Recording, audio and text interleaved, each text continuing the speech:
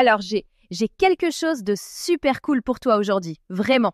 Tu écoutes French Listen et, avec Bernard, on va parler d'un truc qui, moi, m'intrigue à faux. Ce fameux plan des 21 jours pour débloquer ton français. Ça te tente, Bernard, franchement? Oh, c'est clair que ça me tente. Je te dis, Sandra, ce plan-là, il y a vraiment un fondement, tu vois. Ça vient pas de nulle part, l'idée que, en 3 semaines, tu commences à voir les choses autrement dans ta tête. Et ça vaut autant pour apprendre à parler français que pour, réparer une vieille horloge ou changer une habitude, tu vois. Oui, mais tu sais, ça me rappelle, petite parenthèse, la première fois que j'ai reçu cette vieille machine à écrire qui venait de France. Je voulais comprendre le mode d'emploi, mais j'étais perdue. Et puis, le jour où j'ai commencé à saisir quelques phrases, j'ai eu ce sentiment de liberté totale. Genre, ça y est, je suis débloquée. Tu vois ce que je veux dire? Mais attends, Bernard, c'est quoi cette histoire des 21 jours exactement? C'est pas un peu un mythe, non? Oui et non, tu vois. Alors on dit souvent que pour installer une habitude, il faut 21 jours, c'est devenu genre un chiffre magique. Mais c'est surtout parce que c'est assez pour que le cerveau s'habitue, sans que ce soit trop long, tu vois. Genre moi, la première fois où j'ai restauré une horloge, au début j'étais paumé, je savais pas par quel bout la prendre. Mais au bout de 3 semaines à tripoter les rouages tous les soirs, à la fin le geste, il vient tout seul. Ça devient comme une seconde nature presque. Ah ouais, moi je me lance souvent dans des défis, mais honnêtement, tu veux que je te dise? Le piège, c'est qu'au bout du 5e jour, j'ai déjà envie d'arrêter. La motivation, elle s'envole d'un coup. Surtout si j'oublie un jour. Mais bon, peut-être qu'il faut, tu sais, accepter de rater un jour et repartir sans tout jeter à la poubelle. Bernard, on commence... Comment? Je vais dire, chaque fois je démarre sans vraiment savoir où je vais.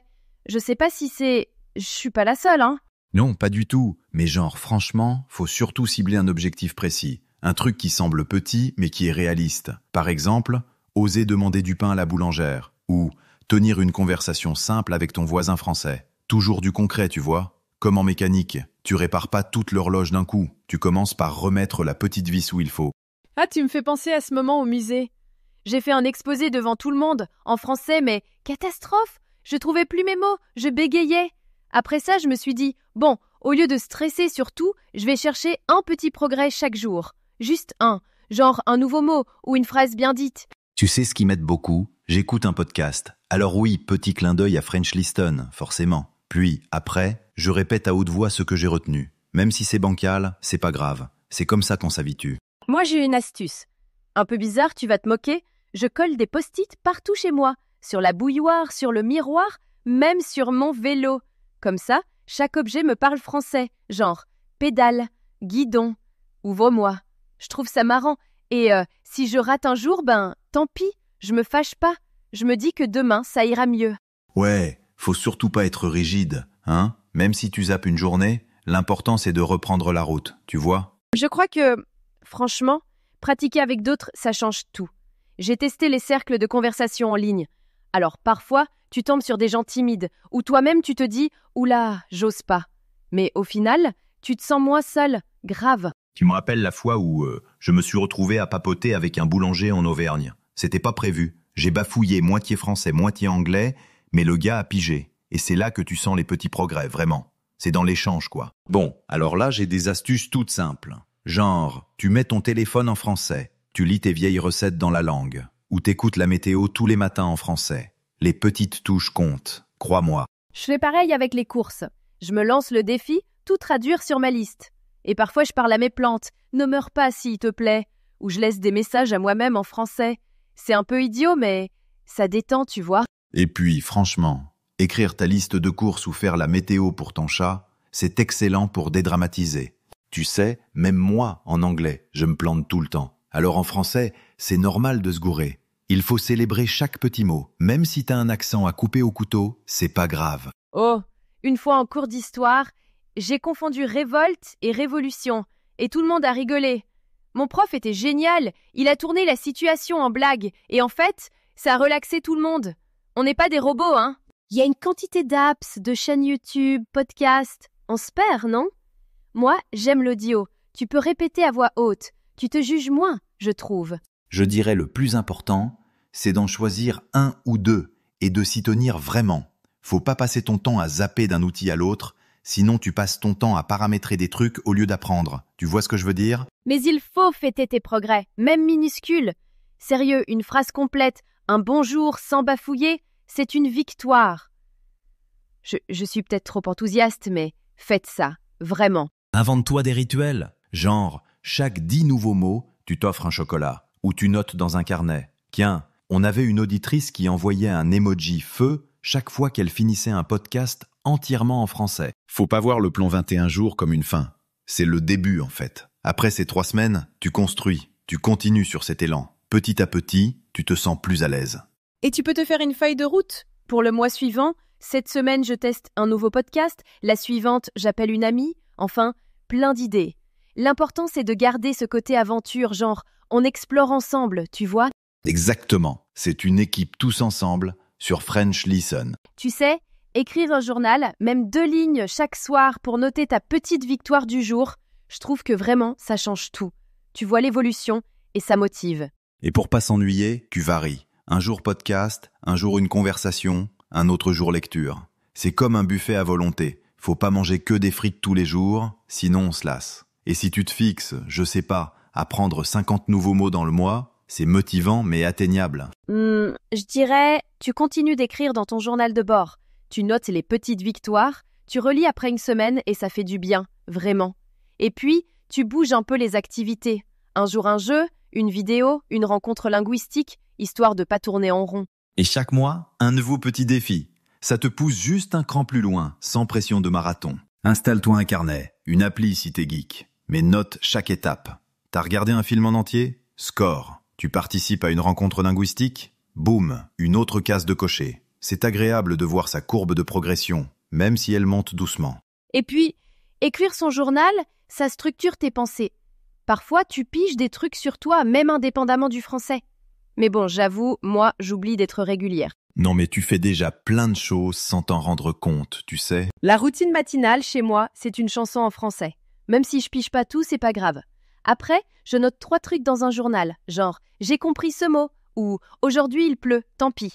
Ça démarre la journée différemment, je trouve. Moi je raconte ma journée dans la langue, même tout seul, comme si je faisais un débrief. Et si j'ai l'occasion de croiser un voisin, j'essaie de lui dire bonjour en français. Tu vois? Pareil, écoute une petite chanson, chope quelques mots, écris 3 phrases sur ton humeur, lance-toi. Et plus tu multiplies les moments en français, plus tu te sens à l'aise.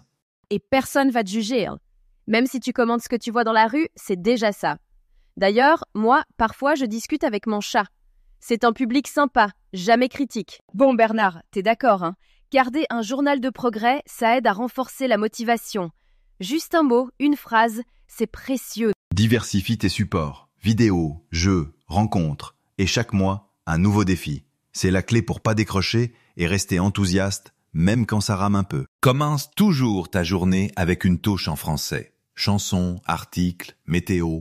T'écris 2 lignes dans un carnet, t'exprimes tes idées, et au fil du temps, tu te sens de plus en plus fluide. Et dès que t'as l'occasion de glisser une phrase, tu saisis. Même au marché, même à la boulangerie. On progresse à force de micro-actions. Je trouve que, avoir une appli sur ton téléphone où tu coches chaque progrès, ça donne une petite satisfaction, tu vois.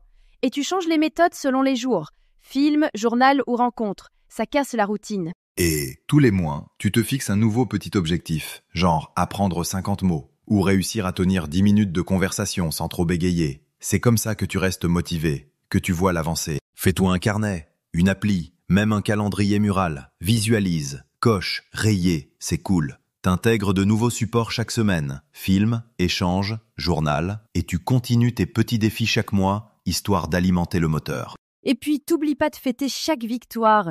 Minuscule ou énorme, c'est pas grave, du moment que t'avances. On arrive presque à la fin, mais un truc que je retiens, c'est vraiment de planifier. Genre, pose-toi un petit calendrier pour le mois, mets des objectifs précis, semaine par semaine, et adapte si besoin. Et garde une appli, ou même un carnet papier, pour voir, noir sur blanc, tout ce que tu as accompli. Visualiser sa progression, ça motive énormément. Et surtout, pense à varier. Film, échange, écriture, ça tue la monotonie. Bon Bernard, je sens qu'on pourrait en parler encore pendant des heures. Mais il va bien falloir s'arrêter là. Oui, si t'as écouté jusqu'ici sur French Listen, on espère que t'auras chopé plein d'astuces et surtout l'envie de continuer ton chemin en français. Donc on se retrouve très bientôt avec de nouveaux défis, de nouveaux épisodes, des anecdotes de dingue, je le sens.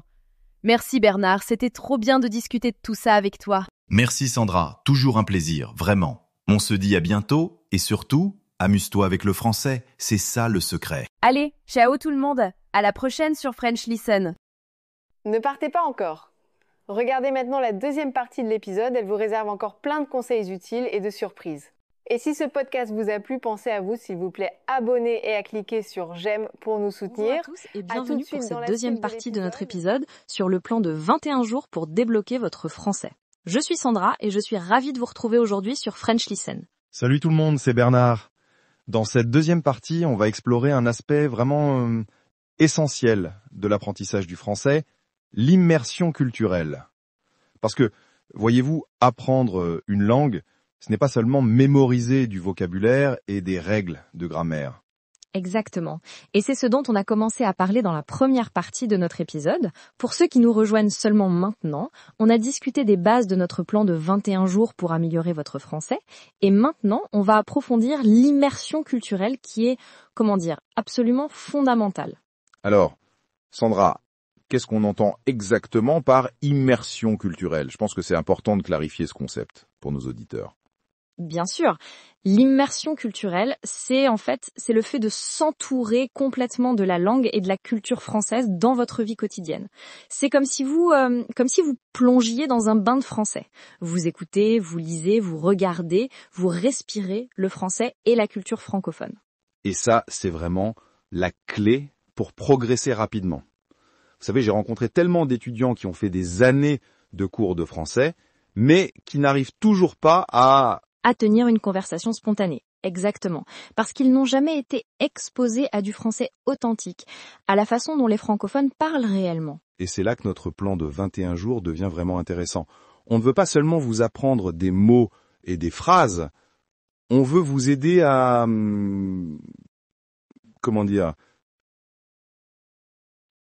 ressentir la langue. Alors, concrètement, comment peut-on s'immerger dans la culture française quand on n'habite pas dans un pays francophone ? Bernard, t'as quelques idées à partager ? Bien sûr. Commençons par le média. Aujourd'hui, avec Internet, c'est tellement facile d'accéder à des contenus en français. Par exemple, les séries françaises sur les plateformes de streaming comme Netflix ou Amazon Prime.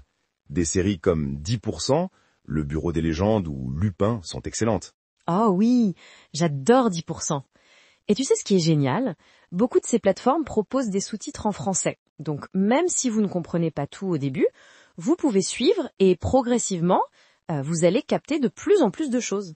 Exactement. Et je conseille vraiment de commencer avec les sous-titres en français, plutôt qu'en anglais ou dans votre langue maternelle. Ça aide votre cerveau à faire la connexion entre les sons et l'orthographe des mots. Et pour ceux qui trouvent que c'est encore un peu difficile, une bonne technique, c'est de regarder d'abord avec les sous-titres dans votre langue, puis de revoir avec les sous-titres en français, et finalement... Sans sous-titres du tout ?